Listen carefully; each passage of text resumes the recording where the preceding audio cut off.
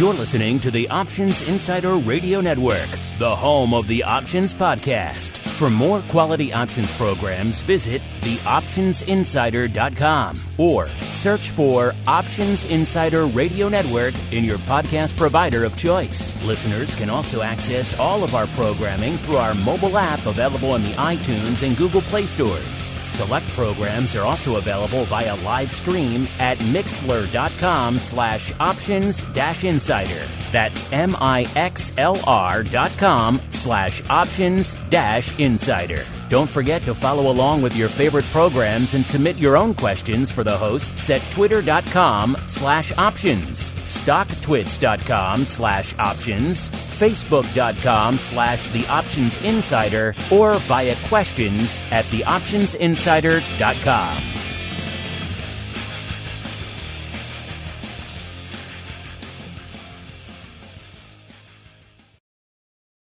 Gold, crude oil, corn, soybeans, and more. With so many tradable products, the futures options market can be an intimidating place. How can you possibly keep track of the latest trading developments across so many different products? Don't worry, we've got you covered. Welcome to This Week in Futures Options, the program designed to help active futures options traders stay on top of this ever-changing marketplace. Each week, we'll break down the top trades, hot products, volatility explosions, and much more. This Week in Futures Options streams live, so be sure to check out our live stream via the Mixlr app. That's MIXLR. Or join our live chat room at mixlr.com/options-insider. Whether you're an experienced veteran or a newcomer looking to separate the wheat from the lean hogs, This Week in Futures Options has the information you can't find anywhere else. This Week in Futures Options is brought to you by CME Group, the world's leading and most diverse futures and options exchange. For more information and educational resources about futures options at CME Group, visit cmegroup.com/options. This Week in Futures Options is also brought to you by FTSE Russell, a leading global provider of benchmarks, analytics, and data solutions. For more information, please visit ftserussell.com, cboe.com, and cmegroup.com. And now, get ready to break down the latest futures options trading activity. It's time for This Week in Futures Options.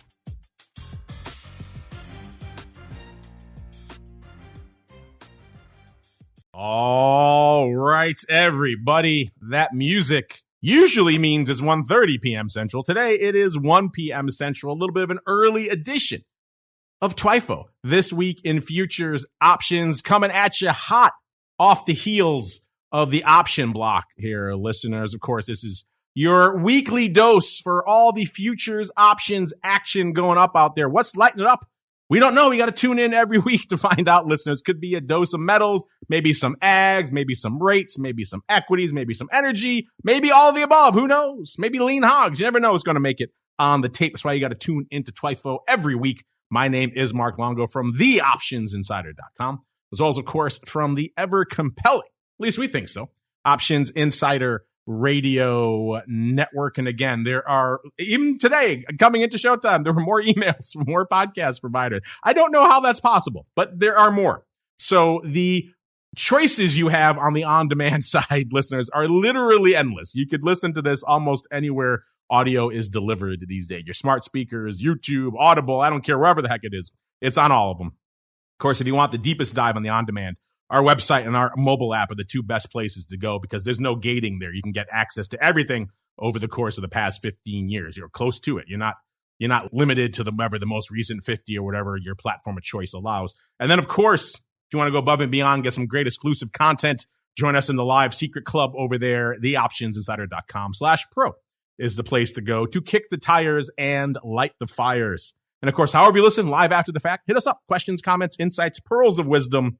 You folks are the engine that drive all of these shows at the end of the day. And let's see who we're hearing from on the old program today. Once again, doing double duty in the old CME Group and FTSE Russell hot seats. We have the uncleest of Mikes, Mr. Uncle Mike TOSAW from St. Charles Wealth Management. Uncle Mike, welcome back to TWIFO, sir. It has been too long.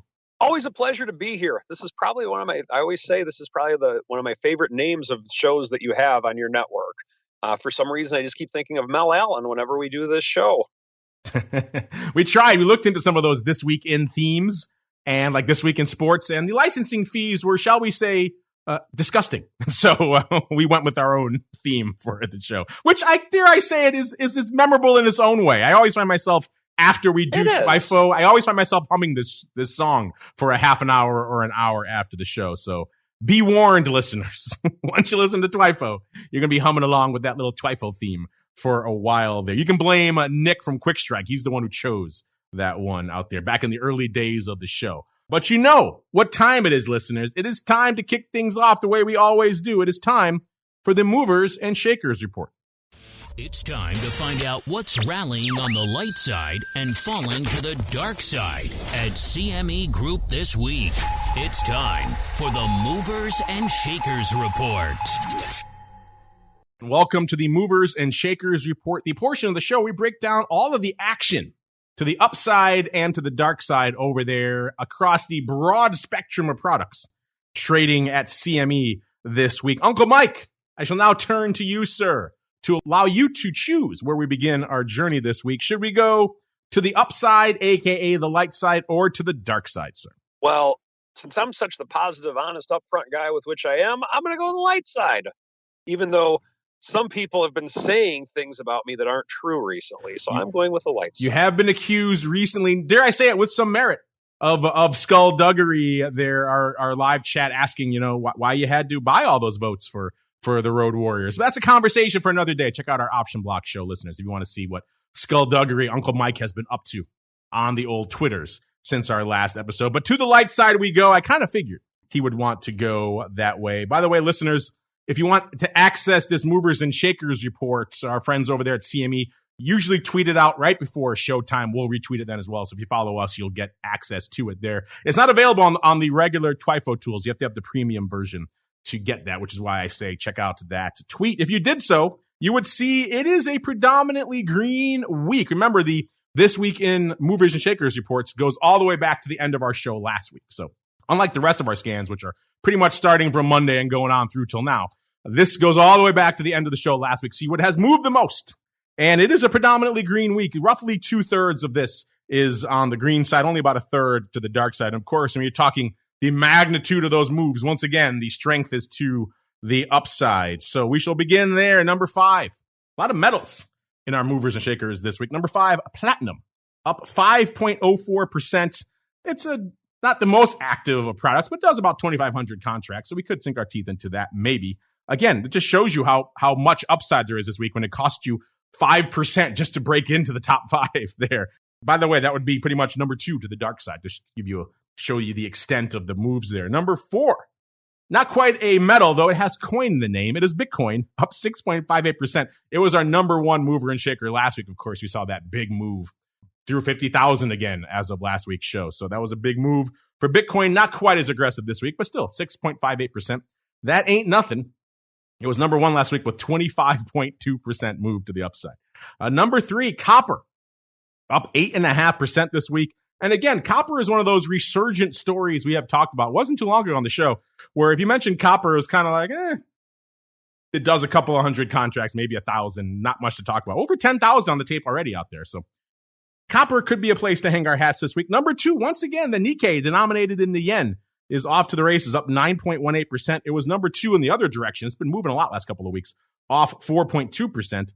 And number 1, there's kind of a few names you could reliably slot into that every week, and you probably would have a good chance of being right. One of them is lumber, and it is there again this week, up 12.2%. You had iron ore there for a while as well. Nat gas was a good one recently. And of course, you can always throw Bitcoin into that mix and have a decent chance of that being number 1. This week, it is lumber taking the crown, up 12.2%. You don't need me to break down why we don't talk about lumber. It does literally no options paper, a couple, maybe 50. But yeah, I wish we could talk about lumber and iron ore. I wish there were robust, deep U.S. options markets for all of these things. They're just not there yet. So when they get there, trust me, we will be there in spades to break them down. Let's go to the dark side now A lot of ags dominating our dark side with a few metals sprinkled in there as well. Number 5, the good old SRW wheat off 2.12%. Again, we know wheat does some paper, nearly 90,000 contracts.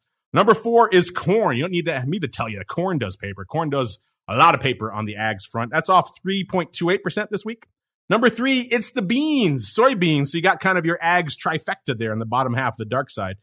Soybeans off 3.67%. But that's not enough beans for you. Number 2 is soybean oil, off nearly 4.2% this week. And number 1 to the dark side, back to the metals. It is palladium, off 5.33%. It was number 3 in the same direction last week, off about 2.6%.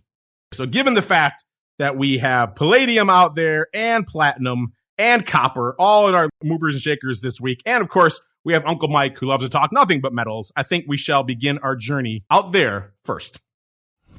Werewolves beware. It's time to explore the options activity in silver, gold, and other shiny things. It's time to talk metals.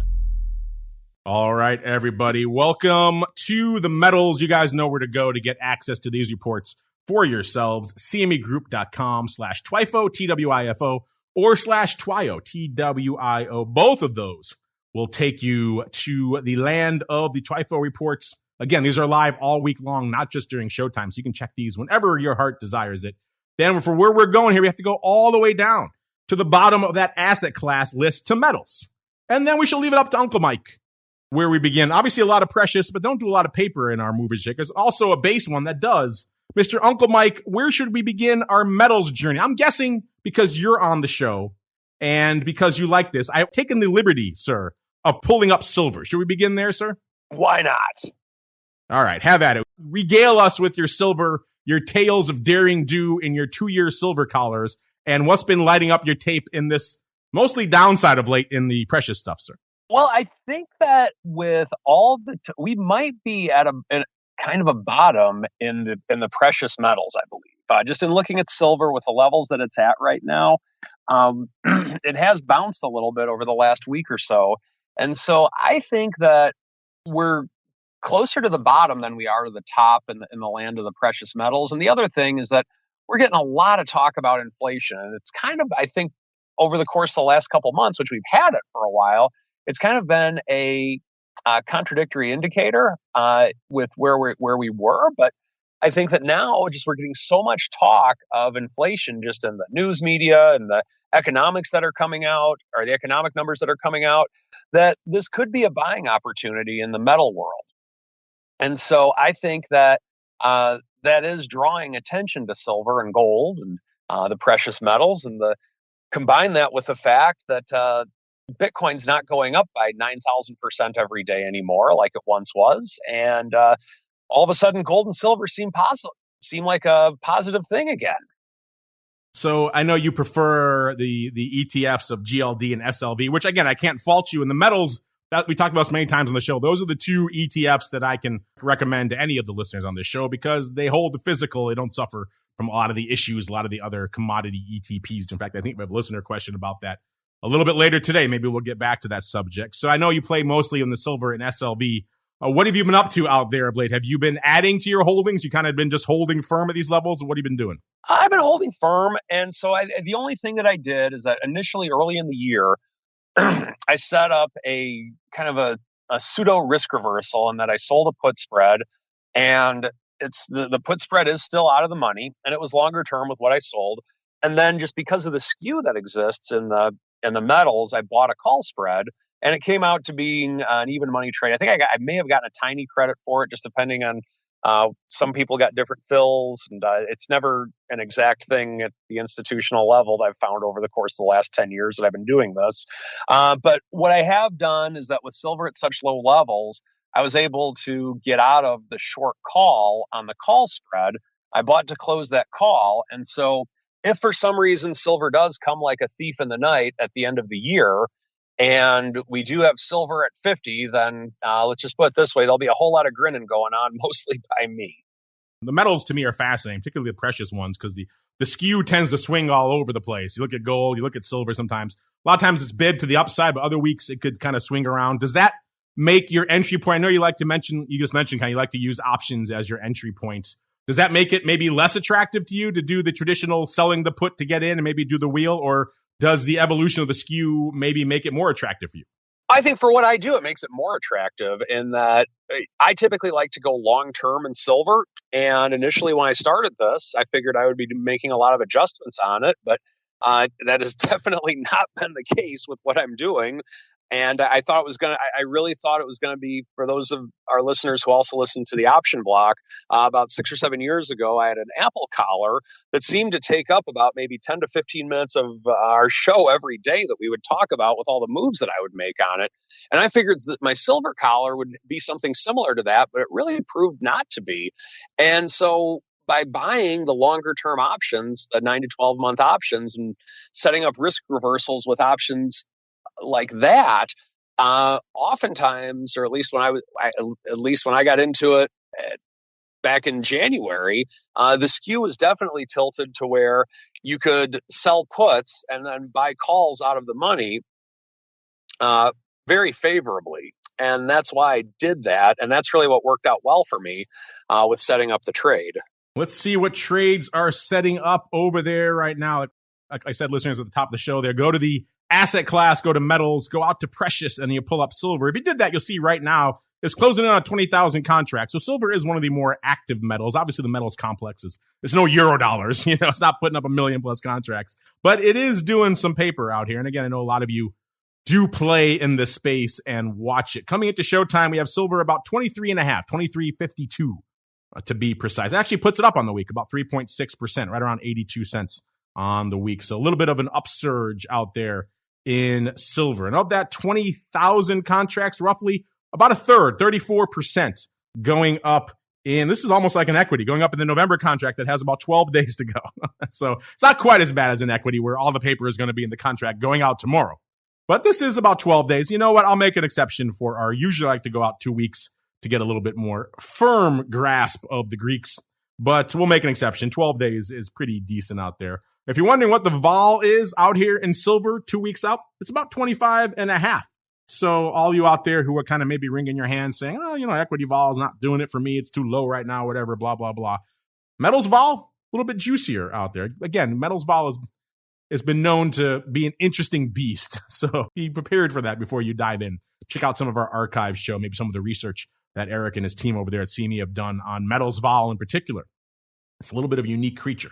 So arm yourself before diving in, but it is an intriguing area nonetheless, and a little bit more juice right now than you can find in some other products. Again, about 25.5 on that no vol. It's up about 1.6 points from this time last week. Skew-wise, the puts last week, 1.7% rich to the at the money, so 1.7% bid above that 25.5 level, listeners.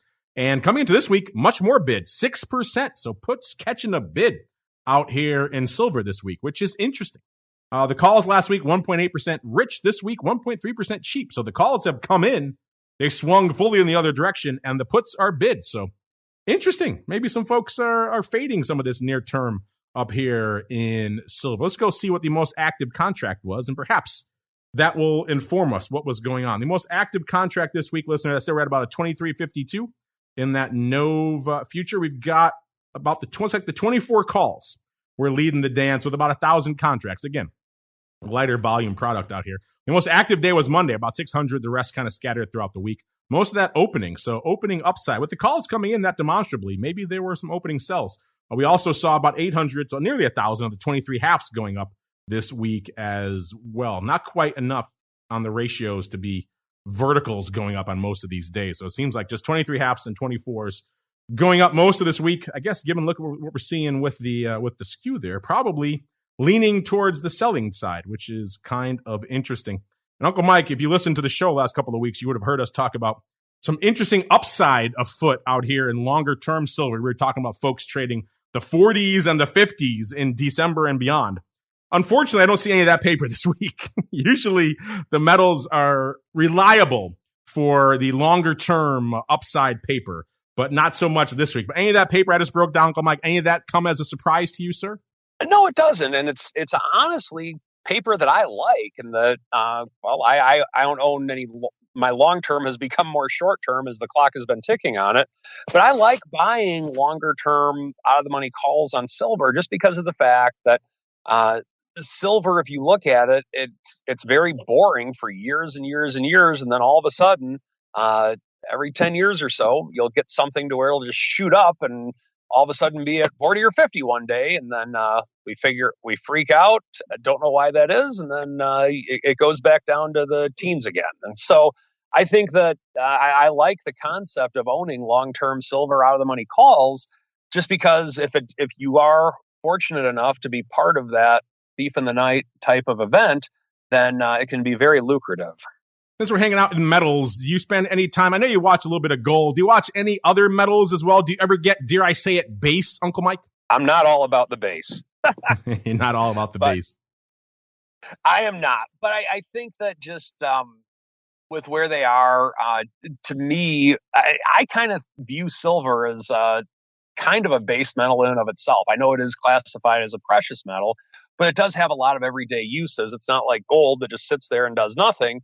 Silver actually is used in a lot of things that we need to have a functioning society. So to me, I think silver is the best of both worlds, and that it is part base, it is part precious. It gets to be called precious, but it does have a lot of functional purposes like a lot of the base metals do. Well, before we roll out of the metals, we do have platinum and palladium in our movers shakers this week as well. Both of those not really big options players. But as I mentioned, copper is number 3 to the upside this week, up 8.5%. And it is a growing options player. In fact, 11,000 contracts on the tape right now. That's a lot for copper. That's a lot more than we would have said a few years ago. You're closing in on over half already of what silver has done. So you couldn't have said that a few years ago. And again, copper, very much a surrogate for Chinese demand out there. By the way, listeners, to find it, get out of that silver, go out of the precious down to the base, and you'll see in that drop down there. The first one you will see is copper. Coming into showtime, copper at about 462. It's up about a third of a point, or about 8% this week. So a nice run here for copper. Like we said, one of the higher ones on our movers and shakers, only beaten by lumber and the Nikkei, denominated by the yen, which had a good run this week as well. So coming into showtime, looks like of that nearly 11,000 contracts, over half, 55%, coming in this DEES contract that has about 40 days to go. So that gives us a little bit of time to sink our teeth into it out there. And if you're wondering, what is copper vol?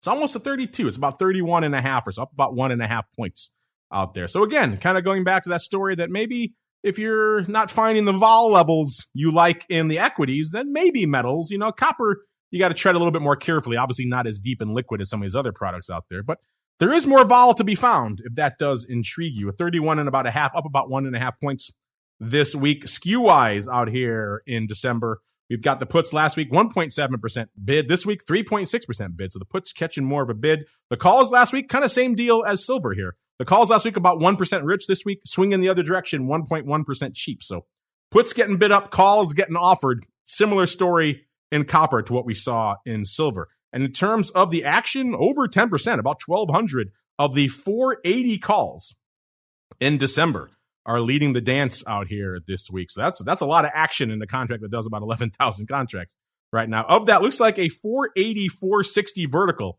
traded on Tuesday, listeners, 1,000 times each, because both of these did about, the 460s also did about 1,200 as well. Pretty much all of that was on Tuesday. This 1,000 lot vertical, 460, 480. It's about a bit of an at the money vertical, listeners, because we're trading right around a 460 right now.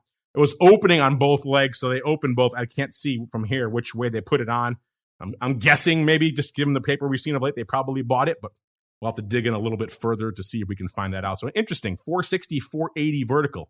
Again, that's a lot of paper. 2,000 contracts in a product that has done 11,000 contracts so far. So a lot of paper going up in this one vertical. Do you like that? Do you like buying that? Do you think this Chinese demand proxy in copper will continue to lift it? Or have you seen maybe a near-term top here in copper? You think this person is perhaps throwing some good money away here on this vertical? Let us know what you think out here. Unlike the precious metals, though, what we don't see in copper is some of this strange, aberrant, far out of the money upside paper. Like, in gold, typically you're going to see some crazy flies farther out to the upside. Silver, something like that probably as well. Maybe, like I mentioned, the DEES 40s and DEES 50s have been trading of late in silver. Not so much in copper. We see a lot of near front month and a couple months out and kind of near at the money and slightly out of the money paper. And that's kind of about it, unless you count a one lot of the 6 calls going up in June D's of next year. That's about it for the outlandish upside. So we don't quite see the same speculative bubble, shall we say, in the base products that we do in metals. Again, it makes some sense given the use case for this product and the demand for it, but intriguing nonetheless. So all of you out there who love to sink your teeth into metals, there you go. And because Uncle Mike is joining us, I know he likes a little bit of equity vol as well. We're going to head out there next. It's time to explore the volatility swings, skew changes, and hot options trades in your favorite indices. It's time to talk equities. All right, everybody, let's do it. Let's get into the equities. You guys know how to find this. In that drop down, pull on out of the metals and go back to that asset class drop down. And you're going to scroll up a few, listeners. You're going to go up to equity indices. And because Uncle Mike's kind of an S&P guy, we're going to hang out in the E-mini S&P 500 first. It's right on the top of that U.S. index E-mini product family category out there. Before we get into that, let's break down. Of course, you're talking equities. The flip side of that coin is volatility. Let's set the table from a vol perspective here in the equity world. RVX, the VIX of the Russell 2000. Again, we talked on their other shows this week and even today, getting that rally out there in the broad equities right now. So a lot of that vol coming off the table, and RVX is no exception at a 21 right now. It wasn't that long ago. We were threatening 30 to the upside a couple weeks ago. Now it's back to a 21, pretty much even. That's down almost 3.5 points from where it was this time last show. Of course, RVX, the VIX of the Russell 2000. VIX itself at about a 17. Back down again, listeners. Down almost exactly 2 points from where it was this time last week. VVIX, so the vol of vol, back down to about a 105.5. That puts it down about 0.5 point from this time last week. Vol Q, a.k.a. the at-the-money vol of the NASDAQ 100, a.k.a. the newest tradable vol product over there at CME Group at about a 1686. That puts it down about 2.85 points from where it was this time last week. So NASDAQ vol coming in quite a bit. Everything coming in. So that means the spreads have gotten a wee bit tighter since last week, listeners. The VIX to RVX spread, so the large cap to small cap vol spread, that's about a 4 right now, 390 actually. That's about 1.5 points almost tighter than when it was this time last year. That's the tightest we've seen it in a while. That's interesting. And VIX to vol Q, so the S&P to NASDAQ vol spread, it's at about 1/4 point. That's nothing. That's about 1/3 of a point tighter. You're talking NASDAQ to S&P vol, at the money vol is coin flip almost at this point. They're kind of moving neck and neck, which is, again, interesting. And I know something that Scott Nations about Network many times on this show, many times has been tweeting about of late, kind of that relationship. He keeps an eye on that. Okay, that's a lot of table setting, Uncle Mike. But obviously, I know you spend a lot of your days getting into and out of and rolling around the S&P on behalf of your clients. What's been lighting up your tape out there in this will they, won't they week? Finally, we're back to the will they. The markets are rallying and vol has been coming in, sir. What's been lighting up your tape? So with the S&P, what's really catching my eye with it is that we're past the 4,400 mark again on the E-mini. And with that, we kicked the door in, quite frankly, today. And so I think tomorrow is going to be a very important day with what the close is to see how we end the week with it. And the cool thing about futures is that, of course, you can trade them overnight, but then tomorrow at the close, it's really the close for the week when the futures close because futures don't trade on Saturdays. And so I think that's something that's going to be very important to watch. We're still roughly a little over 100 points off of the all-time high at this point with the S&P. So we still have a ways to go before we can go to that new uncharted waters. But we have the opportunity to do so with the earnings coming up, because if the market's going to go up, it needs a reason to go up. Oh, wait, this is 2020, 2021. I shouldn't say that anymore. But we do have a pretty valid reason of what could take the markets higher in one of two things. Either if the news isn't as bad as the market thinks it's going to be for the earnings and that we're overbought, or we actually have surprising good news and that we are underbought. We could actually go higher and create new all-time highs after this pullback that we've had over the course of the last couple of weeks. Earnings could be the catalyst to move the market higher. With volatility coming down like it has today, in the VIX cash, we're in the 16 level again, and we haven't been there for a while. So if we have another couple of days, like we've had today with the VIX, we could see lows in the VIX that we haven't seen since July. And if we have that, then it could be more people would have the opportunity to buy calls. It could mean a lot of different things with where it would go, but I really believe that tomorrow's close in the S&P Mini is going to be very important for where we're going with this market heading into more of the heart of earnings season. There you go. Let's see what's going on out there from an E-mini perspective. That's the big dog in the equities over there right now, particularly now that the big product has gone the way of the dodo out there. E-mini S&P doing 2.8 million contracts. So that's a lot of paper out there on the tape. And you don't even need me to tell you where the lion's share that is, 33, almost 34% in the contract that is expiring tomorrow, listeners. So all those numbers, skew, vol, it's all meaningless. We won't even look at that because, again, it's kind of hard to analyze all that goodness. Instead, let's go a little bit farther out. Let's go out, let's say, to the October monthly. That still has 15 days to go. That's at about 14% of the paper this week. So no slouch out there as well. 14% of 2.8 million. Still a heck of a lot of paper, listeners out there. If you're wondering, by the way, what is this at the money vol in the S&P right now? It's a 12. 12.15. So you say VIX is low. Looking at the actual at the money vol in some of these contracts, wee bit lower. That's off about 3 points, 3.2 points from this time last week. Skew-wise, we know those puts have been bid. They're getting bid up again this week as this rally starts kicking into high gear again. 22.5% bid they were last week. That had come in a little bit. It was close to 30. Now we're getting back close to 30 again. This week, 27.9%. 5.4% bid over this point last week. So again, those puts getting rich again. The calls last week, 13.7% cheap. This week, getting cheaper at an even 20%. 20.0. Don't see that too often out there. So calls getting cheaper, puts getting more bid as this rally unfolds. If you're wondering what is the most active contract out here in the E-mini S&P 500, well, it's a bit of a horse race, but it looks like it's the 3,600 puts going out tomorrow. By the way, we're at a 44.28 coming into this segment here, listeners.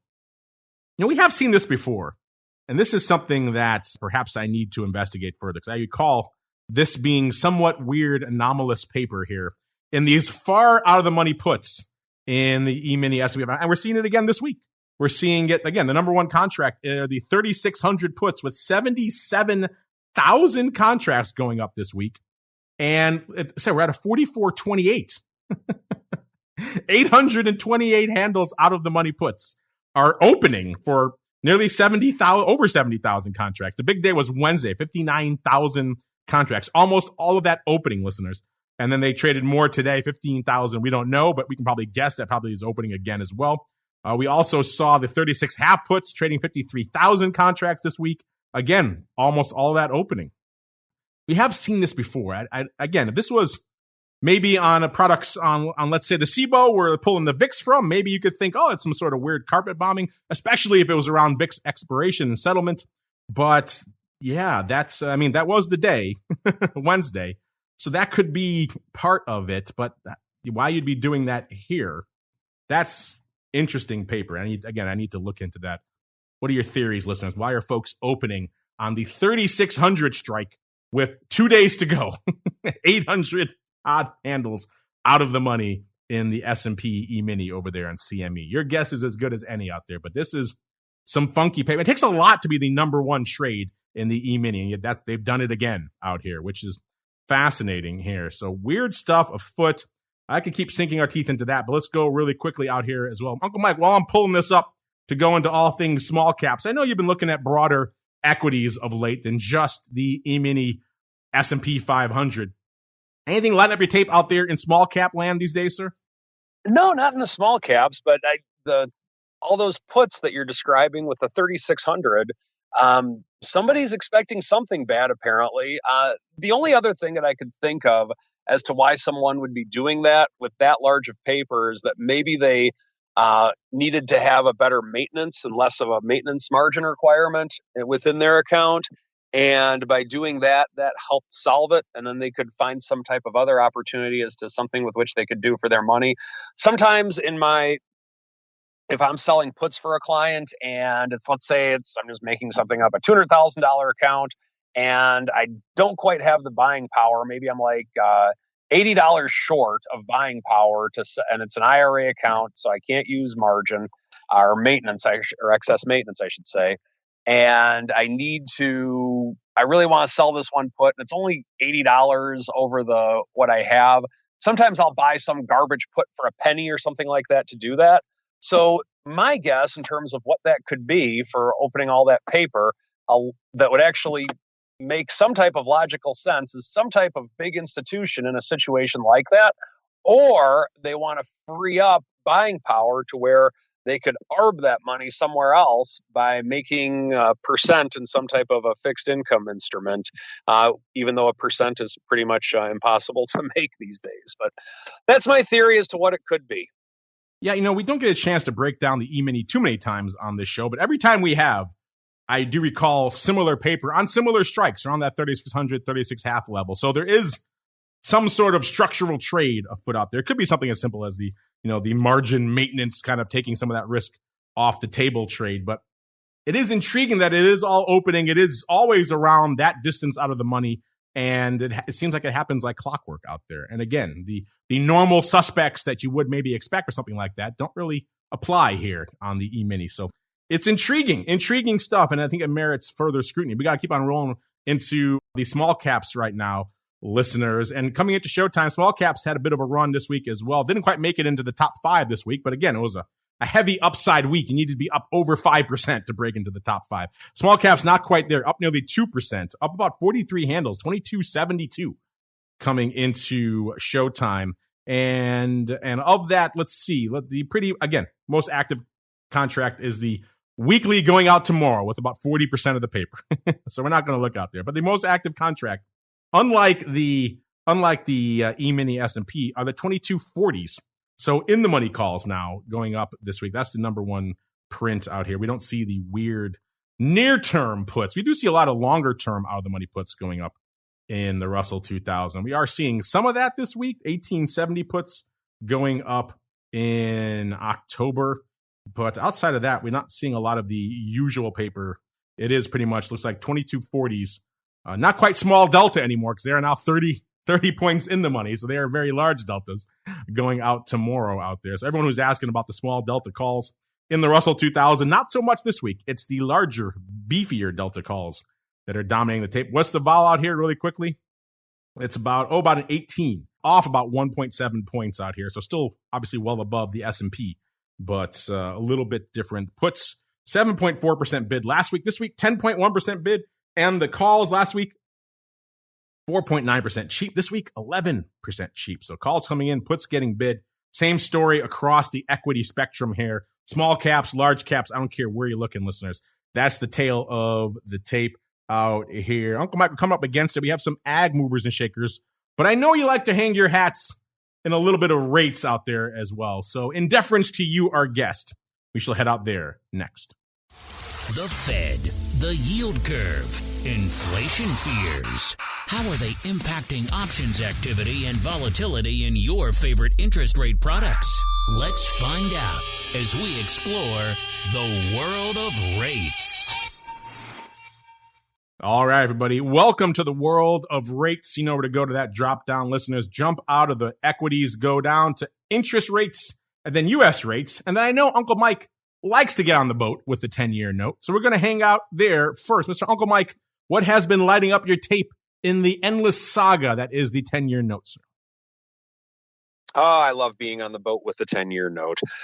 So we're actually at a pretty fun time. I shouldn't say, we're at a unique time, just a fun one to watch in the 10-year note right now, in that from the lows that we made back in April, we're actually approaching those, or we just hit those lows and we kind of bounced off them a few days ago with the 10-year note.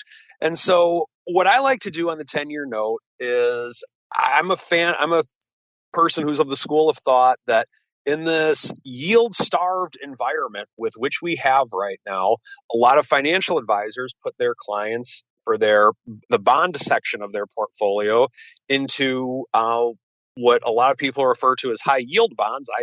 I refer to them as junk bonds. I hate that asset class, quite frankly, because I think fixed income is something that you should have that's a little bit more relatively safe.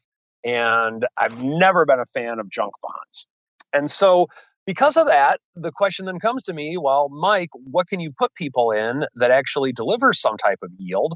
Well, what I like to do is sell premium on the 10-year note. So if you're selling puts on the 10-year note, and I use different instruments, a different instrument for it, but still, the concept's the same in that if you can generate yield through premium, it's still income. And right now, if you were to just buy a 10-year note, you're going to get a yield of like roughly 1.4, 1.5%. And you have to sit on it for 10 years before you're going to get your money back, if you will. I mean, of course, you can sell it sooner. But with that, I would say that if you can hold on to that and you can sell premium on it, I think it's beneficial. Now, what we've been able to do lately is that this downturn in the 10-year note, it hasn't really bitten us too badly just because when we've been selling premium against it. Yeah, of course, we're down from the downturn that the 10-year notes had over the course of the last couple months, but we've been selling premium against it on the way down. And so when you're in this position, you have the ability to have income on something and have a pretty decent rate of return, just depending on what time frames you sell it and the timing of it. But I like it just because of the fact that the 10-year note is not a junk bond. Now, of course, with the debt ceiling debate, some people might disagree with me on that. But the 10-year note is a very high quality. It's arguably the highest quality paper that you can have.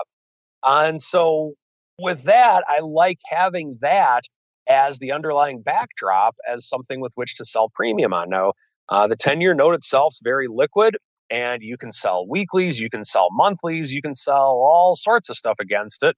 And the beauty of it is that you have a trade similar to that of a covered call, but the underlying with which you are holding is the 10-year note in and of itself. Now, I don't leverage myself or my clients within this, but if you are looking to do something like this in the aggressive section of your portfolio, by all means, you can be leveraged in it, but just make sure that you understand what the risks are in doing it. So I think we're at a pretty exciting time with the 10-year note in that we are approaching kind of a double bottom, and it's very low. And if you have your risk managed well, this could be an opportunity if, and I want to emphasize the word if, you are bullish on the note. There you go. Get on the boat with the 10-year note, Mr. Uncle Mike of rhyming infamy. Let's pull it up here for yourselves, listeners. You'll see a 10-year note, no slouch when it comes to paper. Almost 1.4 million contracts on the tape already this week. Where's the action? Well, unlike an equity where it all goes away tomorrow, this action a little bit longer term. It's out to Dees, where we find about 41% of that 1.4 million contracts going up.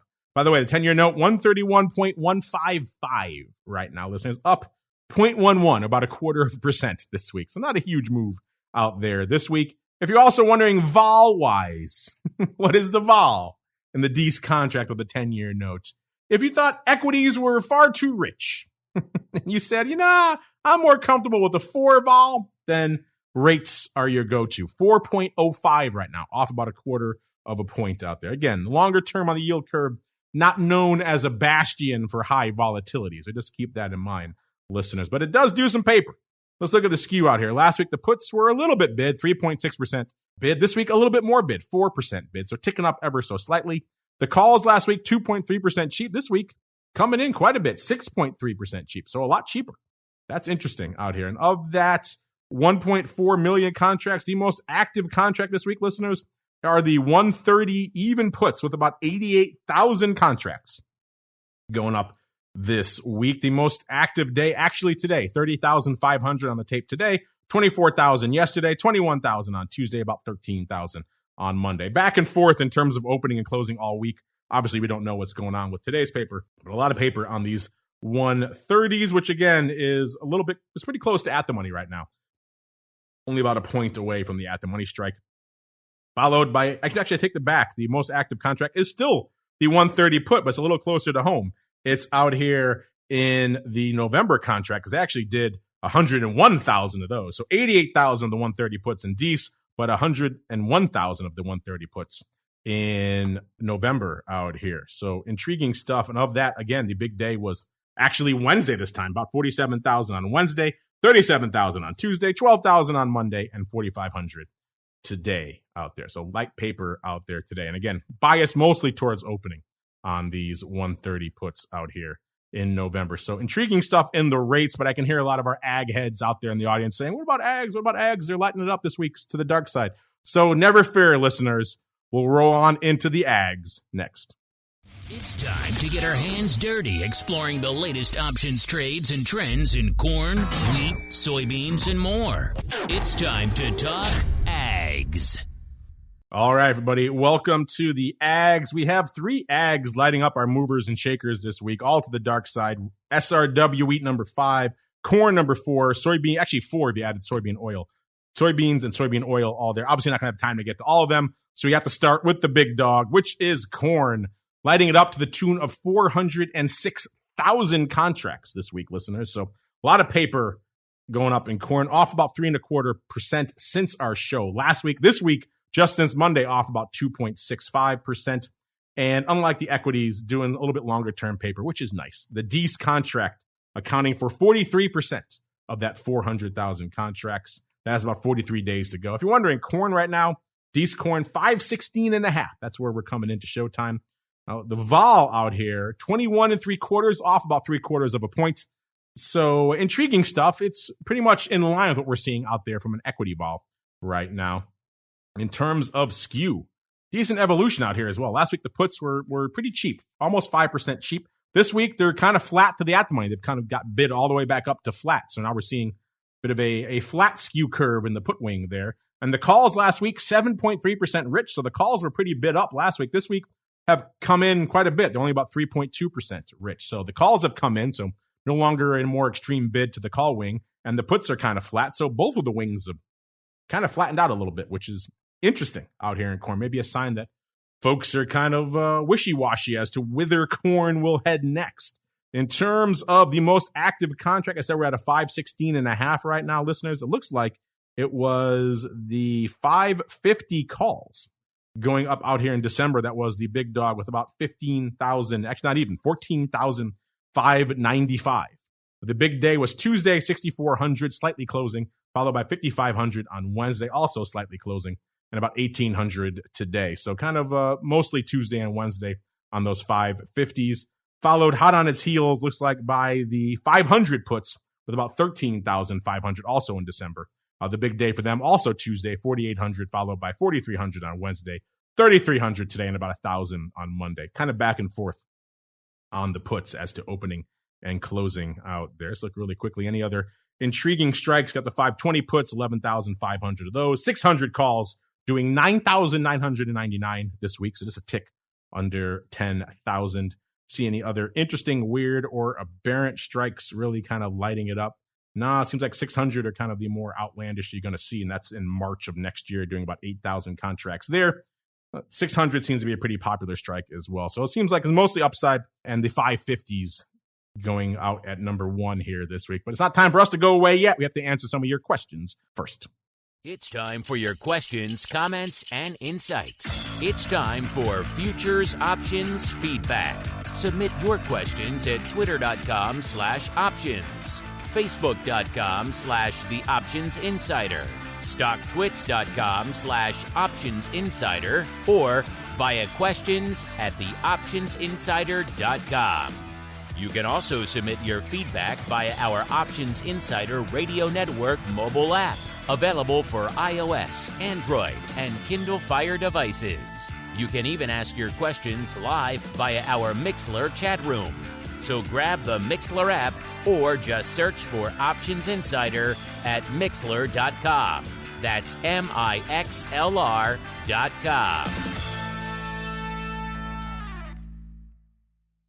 All right, everybody, welcome to your feedback segment. We have a great poll running right now. You guys can play along at Options over there on Twitter. Let us know when you started trading options. Very simple question. We gave you 4 categories. The post-pandemic, which has been a surprisingly strong area, or maybe the post-Great Financial Crisis, the post.com bust period, so 2000, right around that time frame, or are you in the more old school market maker / trader / professional category? Intriguing stuff that's running for about another 24 hours out there. Get in there if you haven't already. Been a fascinating one.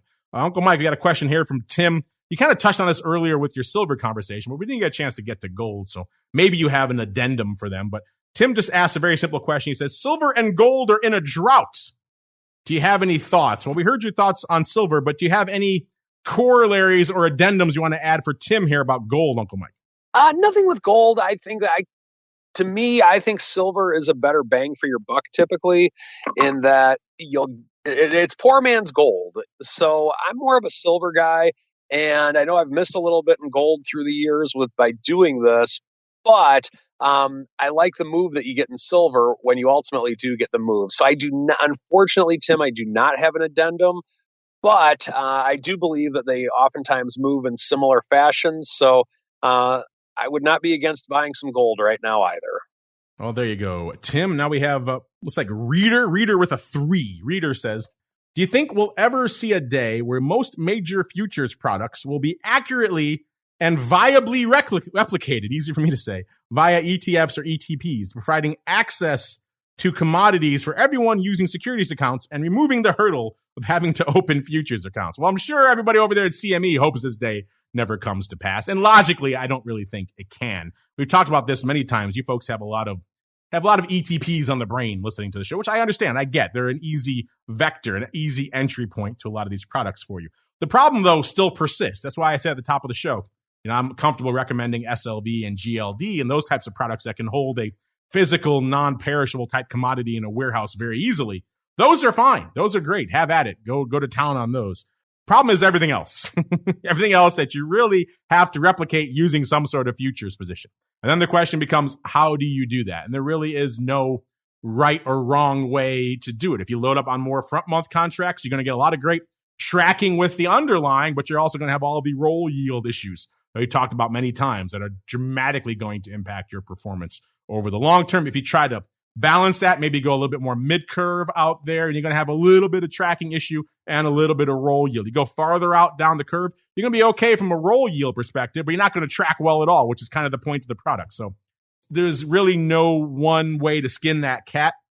And that's the issue that pretty much all these other commodity-oriented ETPs that try to replicate some sort of futures position, they all run into this issue at the end of the day. And unfortunately, there's really no one silver bullet answer to that question. Mr. Uncle Mike, what do you have to say here for Reader? Wants to know, do you ever think there will be this one day when it'll all just be ETPs and ETFs, sir? I don't, and I wish I had a silver bullet answer, but this is the day that I think will happen at some point. Right now, if I want to buy $20 worth of silver, I can do that because most brokers don't charge commissions on underlyings anymore. So I can open up a brokerage account and buy one share of SLV if I wanted to do it. And I would have roughly $21 of silver if I wanted to go ahead and do that. I don't think that we're ever going to get to a point where you're going to be able to do that with coffee, cocoa, sugar, or anything like that. But what I do think could happen as the years go by, if there is enough retail demand for smaller size, is that I could see exchanges eventually coming up with, I don't even know what they'd call them, but like mega, micro, mini, multitude, microscopic contracts or something, to where you could do something like that and then just even say, we're not going to allow margin on them because they're so small, or we'll allow much lesser margin on them. And I could see that happening in some way, shape, or form. I think that they would like it because they would still be able to charge commissions on them. And I think brokers would actually use those if there was enough demand for them and they were a liquid enough product.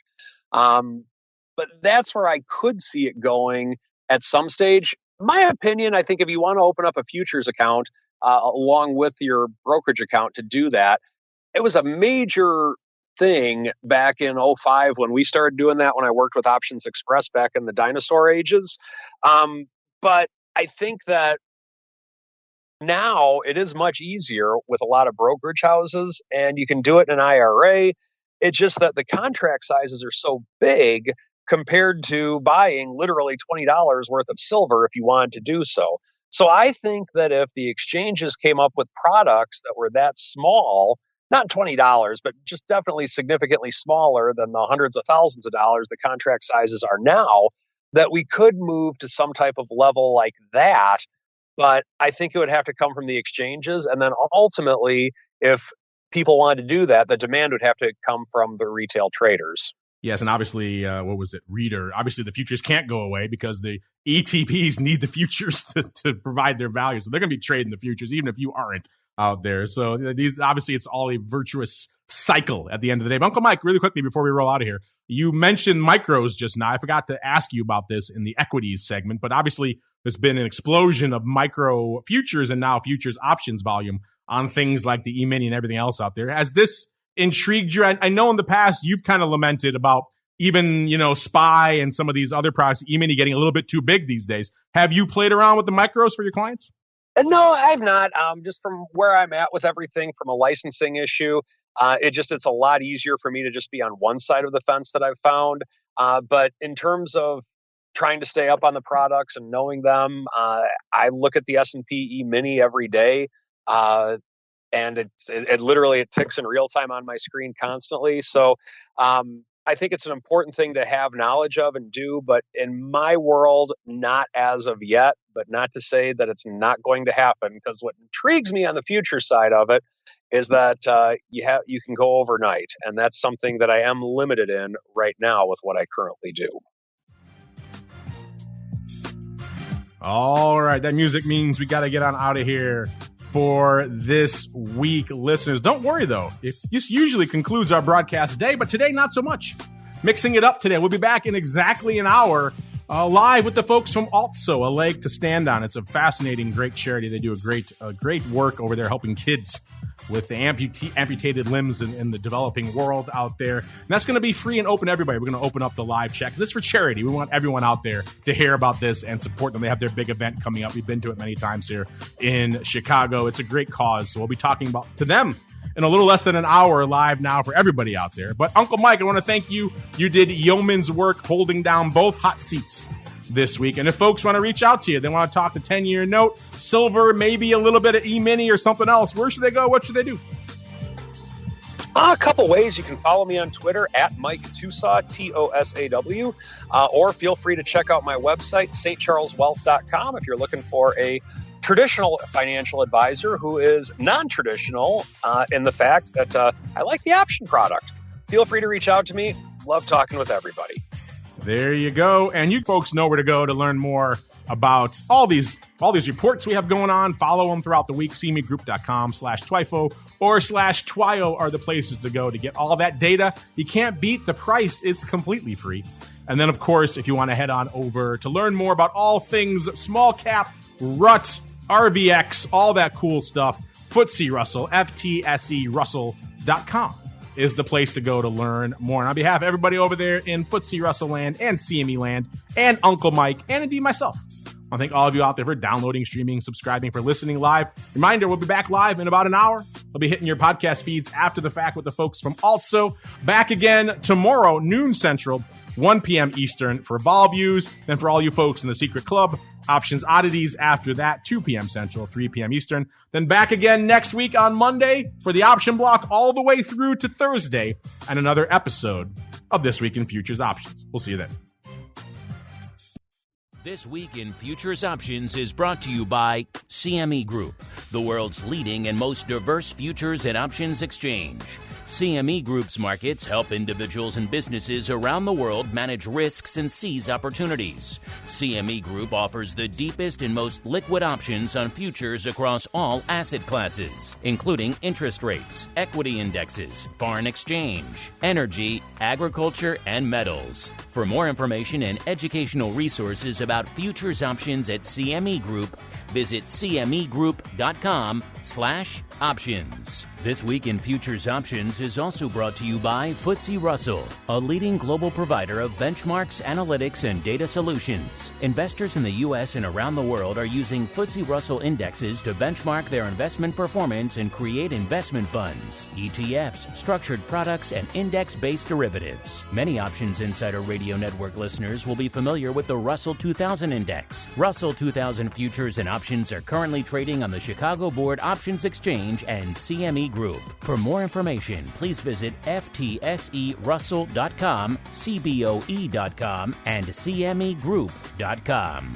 This broadcast is intended for informational and educational purposes only and does not constitute trading advice or the solicitation of purchases or sale of any futures or options. The rulebook of the applicable exchange should be consulted as the authoritative source on all current contract specifications.